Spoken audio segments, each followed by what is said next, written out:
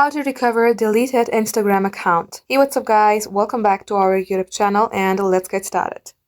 Now, if it only has been like 30 days if you have deleted your Instagram account, this is easily recoverable. Now, in case it has passed the 30 days time span, your account cannot be recovered.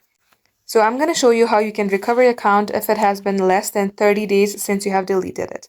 In order to recover your account, tap onto your Instagram app. You will get landed onto a page like this. Here you have to tap on this username or phone number. Type in your phone number or username that you used to simply log into your account, then type in your password. Once done, all you have to do is tap on login and your account will be recovered. In case you have forgotten your password, you may also tap on forgot password once you have entered your phone number or email address. Just like so guys, this is how easy it is. Thank you all for watching. We will catch you up in our next upload.